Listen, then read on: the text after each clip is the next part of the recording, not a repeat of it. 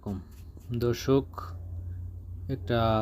একজন নেতার বেইলি রোডের আগুনে আওয়ামী লীগ নেতার মৃত্যু। একজন আওয়ামী লীগ নেতা, তিনি বেইলি রোডের যে আগুনে 44টি লাশ যে পুড়ে ছাই হয়ে গেল, 44টি মানুষের প্রাণ যে চলে গেল, সেখানকার ভিতরে একজন আওয়ামী লীগের নেতা তিনি মৃত্যুবরণ করছে।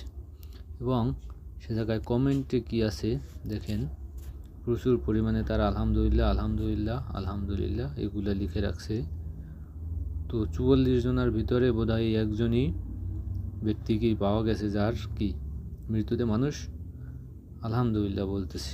একজন লেখছে শুকুর আলহামদুলিল্লাহ আলহামদুলিল্লাহ। এইখানে দেখেন একজন লোক লেখছে ইন্না লিল্লাহি ওয়া ইন্না ইলাইহি রাজিউন।